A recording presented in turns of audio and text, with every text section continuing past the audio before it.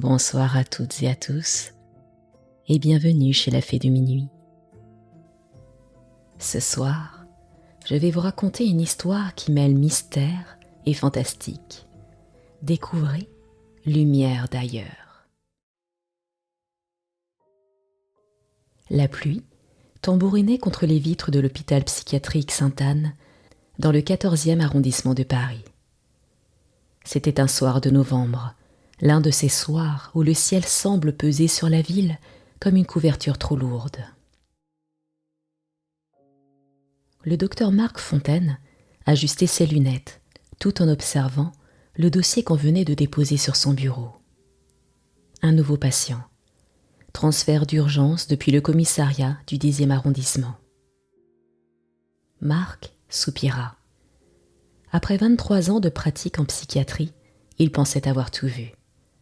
Les délires mystiques, les personnalités multiples, les psychoses post-traumatiques.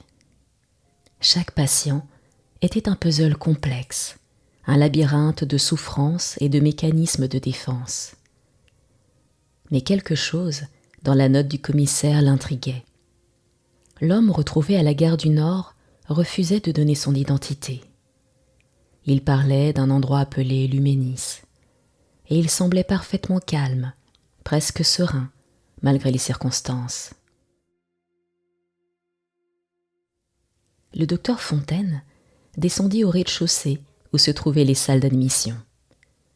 L'hôpital était silencieux à cette heure, à l'exception du bourdonnement des néons dans les couloirs. Ses pas résonnaient sur le lino usé, ce même sol qu'il avait arpenté des milliers de fois, portant avec lui le poids des histoires brisées de tant d'âmes perdues. Quand il poussa la porte de la salle d'admission, il découvrit un homme assis sur une chaise, les mains posées calmement sur ses genoux. Il portait des vêtements étranges, comme sortis d'une boutique de friperie, mais son regard était ce qui le frappait le plus. Ses yeux, d'un bleu extraordinairement clair, semblaient absorber la lumière de la pièce. Il observait Marc avec une curiosité bienveillante, comme un enfant découvrant une créature inconnue. Marc s'installa en face de lui, sortit son stylo et ouvrit un nouveau dossier. « Bonsoir, je suis le docteur Fontaine. On m'a dit que vous refusiez de donner votre nom au policier. » L'homme sourit légèrement, un sourire étrange, presque amusé.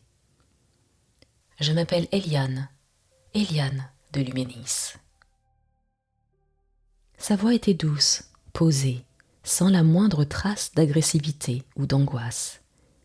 Marc nota cette particularité. La plupart des nouveaux patients arrivaient dans un état de détresse, de confusion ou de paranoïa. Cet homme semblait aussi détendu que s'il se trouvait dans un café. Marc prit quelques notes, puis leva les yeux. « Luménis, c'est une ville ? » ?»« C'est une planète, » répondit Eliane, avec la même simplicité que s'il avait dit Paris ou Lyon.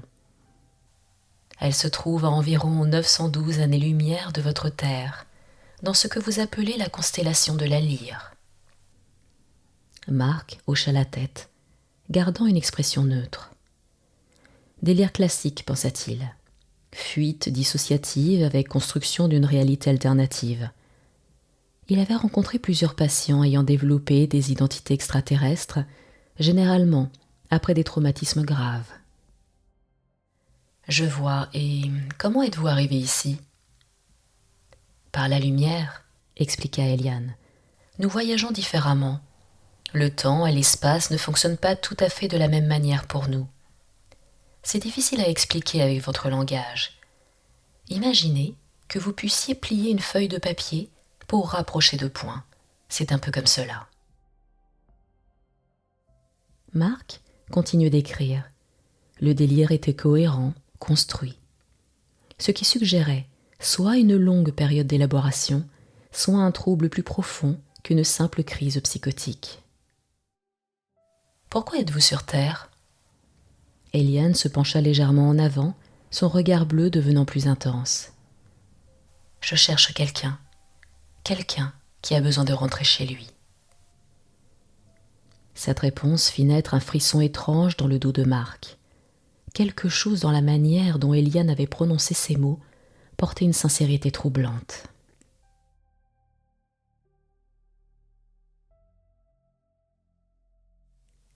Les premiers jours d'Eliane à Sainte-Anne furent marqués par une série d'événements inhabituels. Contrairement aux autres patients, il ne montrait aucun signe de médication nécessaire. Il dormait peu, peut-être 3 heures par nuit, et passait le reste de son temps à observer, à écouter, à interagir avec les autres patients d'une manière qui déconcertait le personnel soignant. Marc le rencontrait chaque jour pour leurs sessions. Et chaque jour, Eliane lui racontait davantage sur l'Euménis. Il décrivait une planète baignée de 2 soleils, où les êtres n'avaient pas besoin de se nourrir comme les humains, absorbant directement l'énergie lumineuse. Il parlait d'une civilisation sans violence, sans mensonge, où la communication se faisait autant par des sensations que par des mots. Chez nous, expliquait-il lors d'une session, personne ne souffre comme vous souffrez ici. Nous ressentons la joie, la curiosité, l'amour. Mais pas cette douleur qui vous ronge, cette peur constante. Ce qui m'a le plus surpris en arrivant sur Terre, c'est cette peur omniprésente. Marc l'écoutait, fasciné malgré lui. Il avait appris à reconnaître les délires creux, les fantasmes désorganisés. Mais Eliane construisait quelque chose de différent. Ses descriptions étaient riches en détails scientifiques, parfois même troublants de cohérence avec certaines théories d'astrophysiciens. Un après-midi, Marc amena Eliane dans le jardin de l'hôpital. C'était une journée rare de novembre où le soleil perçait les nuages. Eliane leva son visage vers la lumière et ferma les yeux comme s'il se rechargeait. Marc observait ce geste simple qui semblait procurer à cet homme une joie profonde, presque enfantine. « Vous aimez le soleil ?» constata Marc. « C'est de la lumière stellaire », répondit Eliane sans ouvrir les yeux. « La même énergie qui nourrit toute vie dans l'univers. Vous l'avez oublié, mais vos corps le savent encore. C'est pour cela que vous vous sentez mieux quand il y a du soleil. » Ils marchèrent en silence pendant quelques minutes. Marc remarqua que plusieurs patients s'approchaient d'Eliane naturellement. Une jeune femme, nommée Lucie, qui ne parlait presque jamais, vint s'asseoir près de lui sur un banc. Un homme âgé, M. Bertrand, qui passait ses journées à pleurer, semblait apaisé en sa présence. « Ils vous aiment bien » observa Marc. « Je les écoute vraiment » dit simplement Eliane. « Sans jugement, c'est rare ici. Tout le monde juge tout le monde. Vous passez votre temps à décider ce qui est normal, ce qui ne l'est pas. Mais d'où je viens, ces distinctions n'ont pas de sens. Chacun est simplement ce qu'il est. » Marc sentit une pointe de défense s'élever en lui. Mais il la réprima. Eliane n'avait pas dit cela avec agressivité. C'était une simple observation.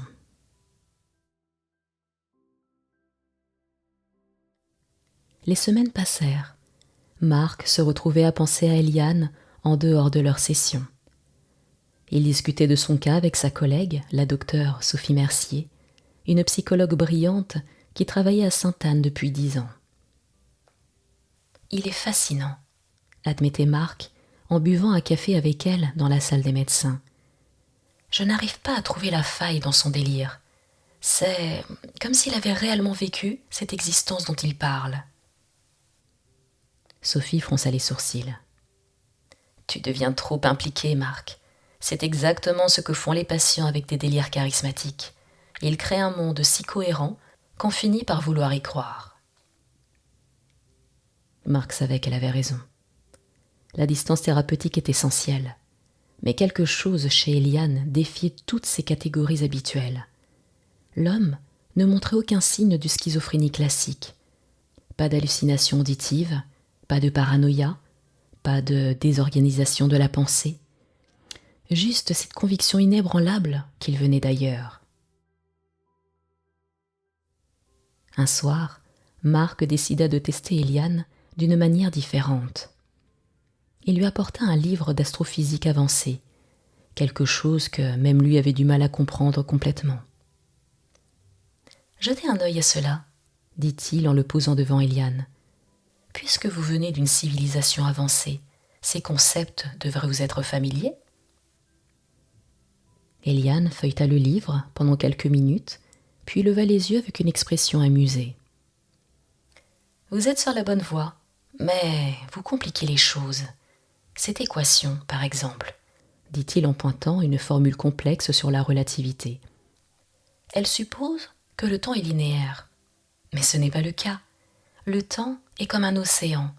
Vous pouvez y naviguer dans différentes directions si vous savez comment. » Et Eliane se mit à expliquer, avec une clarté déconcertante, des concepts que Marc peinait à suivre. Il parlait de la gravité quantique, de la nature du temps, de dimensions supplémentaires. Non pas comme quelqu'un récitant des informations lues, mais comme quelqu'un partageant son expérience directe. Marc sentit son scepticisme vaciller. C'était impossible, bien sûr. Mais alors, comment expliquer cela ? Cette nuit-là, Marc ne dormit presque pas. Il restait éveillé dans son appartement du Marais, fixant le plafond, se demandant s'il n'était pas en train de perdre lui-même sa rigueur scientifique. Peut-être avait-il besoin de vacances. Peut-être que Sophie avait raison, qu'il s'impliquait trop. Le lendemain, quelque chose changea. Monsieur Bertrand, le patient qui pleurait constamment, sortit dans le jardin avec Eliane. Marc les observait depuis la fenêtre de son bureau. Il vit Eliane poser doucement sa main sur l'épaule du vieil homme et lui parler. Il était trop loin pour entendre les mots, mais il vit monsieur Bertrand s'arrêter de pleurer. Pour la première fois en 3 ans, le vieil homme sourit. Marc descendit rapidement. Quand il arriva dans le jardin, monsieur Bertrand lui serra la main avec une force qu'il ne lui connaissait pas. « Docteur, j'ai compris. J'ai enfin compris. »« Compris quoi ?» demanda Marc interloqué. « Que ma femme va bien, qu'elle n'est pas partie dans la douleur, qu'il y a quelque chose après. Eliane me l'a montré. » Marc se tourna vers Eliane, qui le regardait calmement. « Qu'est-ce que vous lui avez dit ?»« La vérité, » répondit simplement Eliane, « que la mort n'est pas une fin, juste une transformation. Son épouse n'a pas cessé d'exister, elle a juste changé de forme. L'énergie ne disparaît jamais, elle se transforme. » Marc aurait dû y voir une manipulation, une forme de charlatanisme spirituel. Mais le changement chez M. Bertrand était réel. Dans les jours qui suivirent, le vieil homme commença à manger correctement, à participer aux activités, à retrouver goût à la vie. Ce n'était pas le seul. Lucie, la jeune femme mutique, commença à parler après avoir passé des heures avec Eliane. Elle racontait qu'il lui avait fait comprendre que son silence n'était pas une faiblesse, mais une forme de protection qu'elle n'avait plus besoin de maintenir. Le personnel de l'hôpital commençait à remarquer ces changements. Certains infirmiers venaient parler à Eliane pendant leur pause. Des patients d'autres services demandaient à le rencontrer. Une atmosphère étrange s'installait à Sainte-Anne, comme si une lumière invisible irradiait depuis la chambre modeste où logeait cet homme mystérieux.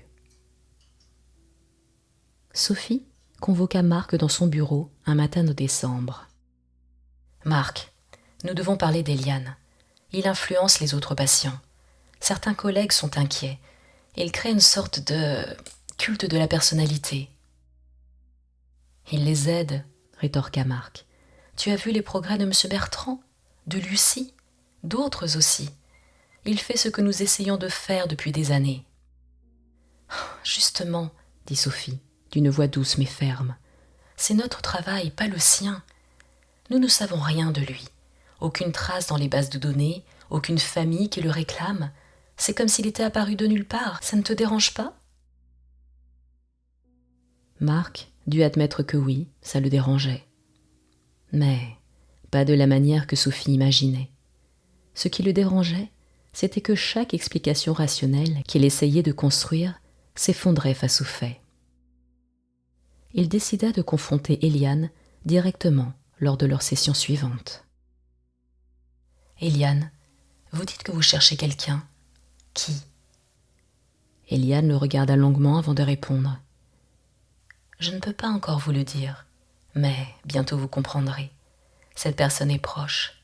Elle a besoin de savoir qu'elle peut rentrer. » « Rentrer où ? » ?»« À Luménis, chez elle. » Marc se pencha en avant. « Eliane, je vais être direct avec vous. Rien dans votre histoire ne tient scientifiquement. Vous êtes un être humain, né sur Terre, qui a vécu quelque chose de traumatisant ou qui s'est construit cette identité alternative pour échapper à la douleur. Si vous me laissez vous aider à retrouver votre véritable identité, nous pourrions travailler sur ce traumatisme. » Eliane sourit avec une tristesse infinie dans les yeux. « Marc, » dit-il, utilisant son prénom pour la première fois. « Et si c'était vous qui aviez oublié qui vous êtes vraiment ?» Cette question résonna en Marc pendant des jours.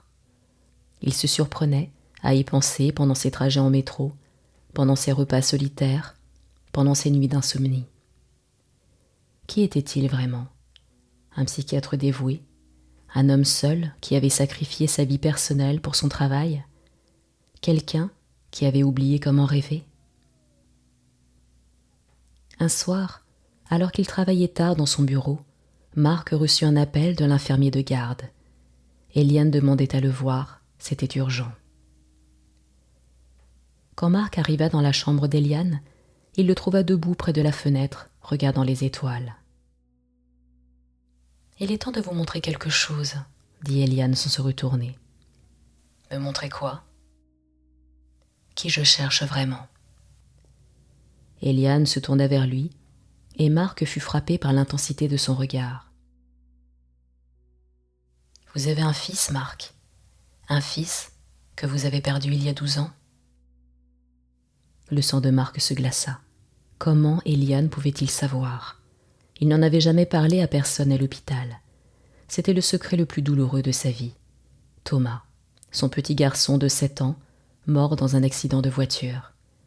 Un accident dont Marc se sentait responsable. Il conduisait ce jour-là. Il avait regardé son téléphone une seconde. Une seule seconde qui avait tout détruit. « Comment savez-vous cela ?» murmura Marc, sa voix tremblante. « Parce que je ne suis pas vraiment venu ici par hasard, Marc. Je suis venu pour vous dire que Thomas va bien, qu'il est à Luménis, et qu'il veut que vous sachiez qu'il n'a jamais été malheureux, même dans ses derniers instants. Il a juste été surpris. Puis, il s'est réveillé ailleurs, dans la lumière. » Marc sentit ses jambes se dérober. Il s'assit lourdement sur le lit. Des larmes qu'il n'avait pas versées depuis des années se mirent à coller sur ses joues. « Ce n'est pas possible. Vous avez fouillé dans mon passé. C'est une manipulation cruelle. » « Thomas vous fait dire quelque chose, » continua Eliane doucement. Il dit « Papa, arrête de porter mes chaussures dans ton cœur. » Marc sanglota. Cette phrase, personne ne pouvait la connaître. C'était un jeu entre lui et Thomas. Quand Thomas était petit, il enfilait les grandes chaussures de son père et marchait dans l'appartement en disant qu'il portait papa dans son cœur. Après sa mort, Marc avait gardé une paire des petites chaussures de Thomas dans un tiroir de son bureau, son secret le plus intime. « Comment ?» balbutia-t-il. « Parce que je viens vraiment de là-bas, Marc. Et Thomas m'a demandé de venir vous chercher. Il dit que vous avez assez souffert, que 12 ans de punition suffisent, que vous pouvez vous pardonner maintenant. » Marc pleura pendant ce qui lui semblait être des heures. Eliane resta assis près de lui en silence, sa simple présence apportant un réconfort indicible. Quand Marc finit par reprendre contenance, il sentit quelque chose qui s'était brisé en lui, ou peut-être guéri, il ne savait plus. « Alors, tout ce que vous avez dit est vrai ? Vous venez vraiment d'une autre planète ? » ?»« Oui. »« Et Thomas est vraiment là-bas ? » ?»« En quelque sorte. Pas Thomas tel que vous l'avez connu. L'énergie qui était Thomas, transformée, heureuse, lumineuse. » « Pourquoi moi ? Pourquoi venir me chercher ?» Eliane sourit. « Parce que vous étiez prêt. Parce que malgré toute votre douleur, vous n'avez jamais cessé d'essayer d'aider les autres. Vous méritez de savoir que votre fils va bien et que vous pouvez enfin vivre à nouveau. »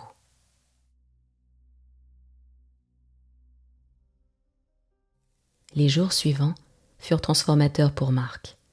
Il se sentait différent, plus léger. Il remarquait des choses qu'il n'avait pas vues depuis des années.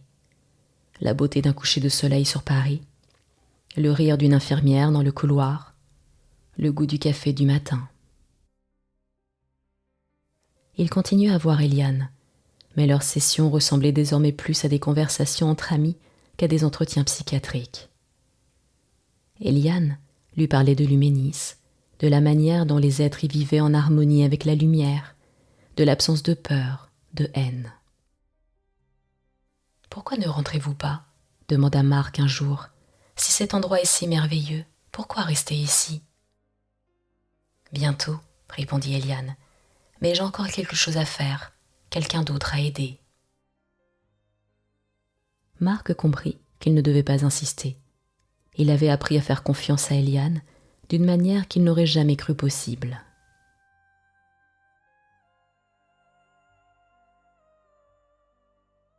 Un matin de janvier, alors que la neige commençait à tomber sur Paris, Marc reçut un appel du commissariat. Ils avaient peut-être trouvé une piste sur l'identité d'Eliane. Un homme disparu il y a 15 ans, du nom d'Étienne Moreau, un physicien brillant qui travaillait sur des théories controversées concernant les voyages interstellaires. Il avait disparu après la mort tragique de sa fille dans un incendie. Marc regarda la photo d'Étienne Moreau. C'était bien Eliane, plus jeune, avec des cheveux plus foncés, mais c'était indéniablement lui. Il descendit immédiatement voir Eliane avec le dossier. Quand il entra dans sa chambre, Eliane l'attendait, assis calmement, comme s'il avait su que ce moment arriverait. « Étienne Moreau, » dit Marc en posant la photo sur la table. Eliane regarda l'image longuement. « C'est le nom de la personne que j'étais avant de devenir Eliane de l'Huménis. Votre fille est morte dans un incendie. Vous avez disparu 3 jours après. Vous vous êtes créé cette identité pour échapper à la douleur, n'est-ce pas ?» Eliane leva les yeux vers Marc. « J'ai fait ce que vous aviez fait, Marc. Quand ma fille est morte, j'ai continué à vivre, mais une partie de moi est morte avec elle. J'ai cherché des réponses dans la science, dans les étoiles, et un soir, j'ai eu une vision. Ou peut-être était-ce réel, je ne sais plus. J'ai vu l'Huménis.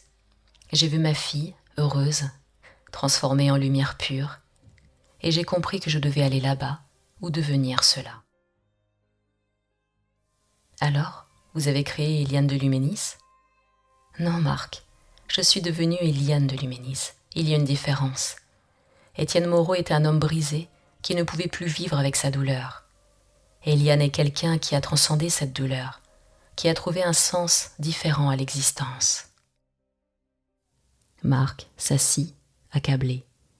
Il avait eu raison depuis le début. C'était un délire, une construction psychologique. Mais alors, comment expliquer ce qu'il avait dit sur Thomas ?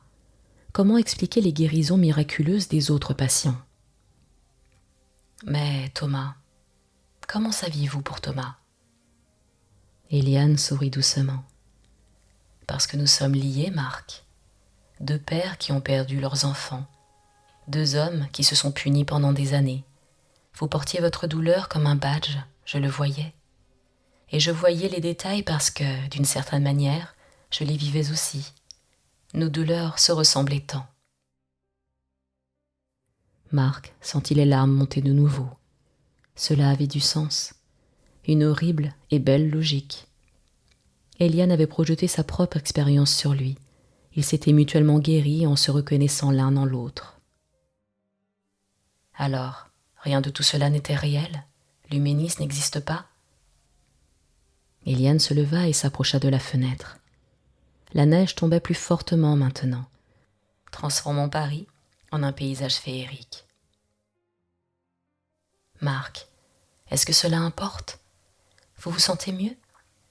Monsieur Bertrand va mieux? Lucie va mieux? Nous avons tous trouvé un peu de lumière dans l'obscurité. Est-ce important de savoir si Luminis existe réellement là-haut? Dit-il en pointant le ciel. Ou ici? Ajouta-t-il en posant sa main sur son cœur. Marc réalisa que, d'une certaine manière, Eliane avait raison. Quelque chose s'était transformé en lui. Il avait porté la culpabilité de la mort de Thomas pendant 12 ans, se punissant chaque jour, s'isolant, refusant toute possibilité de bonheur. Et maintenant, pour la première fois depuis si longtemps, il sentait qu'il pouvait respirer. « Que va-t-il se passer maintenant ?» demanda-t-il. « Maintenant que nous savons qui vous êtes vraiment. »« Je vais partir, » dit simplement Eliane. « Mon travail ici est terminé. »« Partir où? Vous allez rentrer chez votre famille ?»« Je n'ai plus de famille sur terre, Marc. Mais j'ai trouvé quelque chose de plus important. J'ai trouvé un but. Aider les autres à se libérer de leur prison. Que ces prisons soient réelles ou mentales. » Marc comprit qu'il ne pouvait pas retenir Eliane, qu'il ne devait pas. Cet homme, qu'il s'appelle Étienne, Eliane ou n'importe quel autre nom, avait trouvé sa propre forme de guérison. Qui était-il pour dire que c'était faux? 2 jours plus tard, Marc arrivait à l'hôpital pour découvrir qu'Eliane avait disparu. Sa chambre était vide. Ses affaires avaient disparu. Personne n'avait rien vu. Il était parti comme il était arrivé, mystérieusement, sans laisser de traces. Marc resta longtemps dans cette chambre vide, regardant par la fenêtre les toits de Paris. Il sentait un mélange de tristesse et de gratitude. Eliane lui avait offert quelque chose de précieux, une permission. La permission de se pardonner, de continuer à vivre, de croire que quelque part, d'une manière ou d'une autre, Thomas allait bien.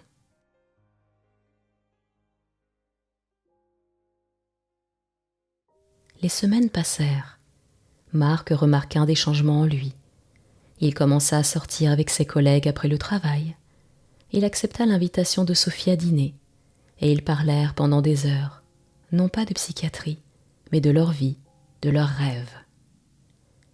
Il retrouva dans un tiroir une vieille guitare qu'il n'avait pas touchée depuis des années et se remit à jouer.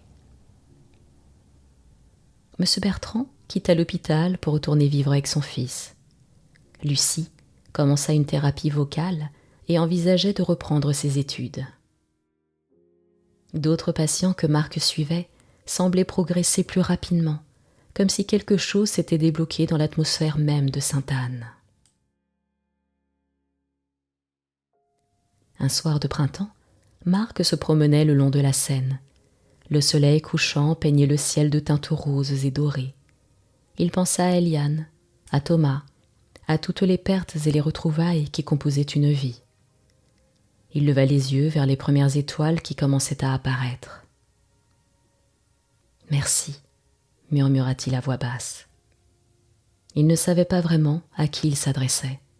À Eliane, à Thomas, à l'univers lui-même. Peu importait. Ce qui comptait, c'était ce sentiment de connexion, cette certitude qu'il n'était pas seul dans l'immensité du cosmos. Dans sa poche, son téléphone vibra. Un message de Sophie lui demandant s'il voulait aller voir un film le lendemain. Il sourit et répondit que oui. Quelques mois plus tard, Marc donna une conférence dans un colloque de psychiatrie à Bordeaux. Il parla d'un cas inhabituel, un patient qui s'était présenté comme un extraterrestre et qui avait eu un impact thérapeutique remarquable sur d'autres patients. Il expliqua comment parfois les délires peuvent servir de pont vers la guérison, comment la rigidité du diagnostic peut nous empêcher de voir les vraies transformations qui s'opèrent. Après sa présentation, un jeune psychiatre l'approcha. « Votre patient, celui qui se prenait pour un extraterrestre, est-ce qu'il s'appelait Eliane ?» Marc fut surpris. « Oui, vous le connaissez ?»« Je pense l'avoir rencontré il y a 2 mois à Marseille. Il était dans un centre d'accueil pour sans-abri. Il aidait les gens là-bas, tout le monde l'aimait. Puis un jour, il est parti. Personne ne sait où. » Marc sentit son cœur se serrer. Eliane continuait son voyage, touchant des vies, apportant sa lumière particulière. Comment allait-il ? Bien, serein. Il parlait toujours de cette planète Luménis. Il disait qu'un jour, nous serions tous prêts à la voir. Marc rentra à Paris ce soir-là en pensant à cette phrase. Nous serions tous prêts à la voir. Peut-être qu'Eliane avait raison, peut-être que Luménis n'était pas un endroit physique, mais un état d'esprit. Un endroit où la douleur se transforme en sagesse, où la perte devient une forme différente d'amour. Les années passèrent. Marc continua son travail à Sainte-Anne, mais avec une approche différente. Il écoutait plus, jugeait moins. Il avait appris qu'il y avait parfois plus de vérité dans les délires de ses patients que dans toutes ses théories psychiatriques. Il épousa Sophie. Ensemble, ils adoptèrent un petit garçon, Lucas. Marc avait eu peur au début, peur de trahir le souvenir de Thomas. Mais il comprit que l'amour n'était pas une quantité finie. On pouvait aimer plusieurs fois, différemment, sans que cela diminue l'amour précédent. Un soir, alors qu'il bordait Lucas, le petit garçon de 6 ans lui demanda « Papa, est-ce qu'il y a des gens sur d'autres planètes ?» Marc sourit. « Je ne sais pas, mon grand, mais je pense que s'ils existent, ils nous ressemblent probablement beaucoup. Ils ont probablement les mêmes peurs et les mêmes espoirs que nous. » « Et s'ils venaient nous voir ? Eh bien, j'espère que nous serions gentils avec eux et que nous écouterions ce qu'ils ont à nous dire. » Lucas réfléchit un moment. « Moi, je pense qu'il serait fait de lumière, comme dans mon rêve la nuit dernière. Il y avait un monsieur tout brillant qui me disait que tu étais un bon papa. » Marc sentit sa gorge se serrer. Il embrassa le front de Lucas. « Fais de beaux rêves, mon trésor. » Cette nuit-là, Marc ne dormit pas immédiatement. Il resta à la fenêtre de sa chambre, regardant les étoiles au-dessus de Paris. Il pensa à Thomas, à Eliane, à tous les mystères que contenait l'univers. Il pensa à la manière dont la vie nous brise et nous reconstruit, différent, mais peut-être plus vrai. Quelque part là-haut, dans l'immensité silencieuse du cosmos, brillait peut-être vraiment une planète appelée Luménis. Ou peut-être pas. Mais dans son cœur, Marc savait qu'elle existait. Elle existait chaque fois qu'un patient guérissait, chaque fois qu'il prenait Lucas dans ses bras, chaque fois qu'il regardait Sophie et se sentait chez lui. Luménis n'était pas une destination, c'était un voyage vers la lumière, vers la guérison, vers l'acceptation. Et il avait commencé ce voyage le jour où un homme mystérieux aux yeux bleus était apparu à Sainte-Anne, portant avec lui un message simple mais révolutionnaire. Nous pouvons tous rentrer chez nous. Nous pouvons tous trouver notre lumière. Dehors, les étoiles brillaient, indifférentes et éternelles, témoins silencieux de toutes les histoires humaines, de toutes les douleurs et de toutes les guérisons qui se jouaient sous leur regard impassible. et Marc Fontaine, psychiatre à l'hôpital Sainte-Anne, père, mari, homme qui avait connu l'abîme et en était revenu, sourit à ses étoiles. Car il savait maintenant que la distance entre le désespoir et l'espoir n'était pas de 912 années-lumière. Elle était d'un simple choix, le choix de croire qu'il y avait encore de la lumière, même de l'obscurité la plus profonde, le choix de pardonner, de guérir, de continuer. Le choix de rentrer chez soi, où que soit ce chez soi, dans la lumière, toujours dans la lumière. C'était la Fée du Minuit. J'espère que cette histoire vous a plu, et si tel est le cas, n'hésitez pas à mettre un petit pouce vers le haut ou à la commenter. Cela m'aidera à faire perdurer cette chaîne. Je vous retrouve très prochainement et je vous embrasse bien fort. À très bientôt.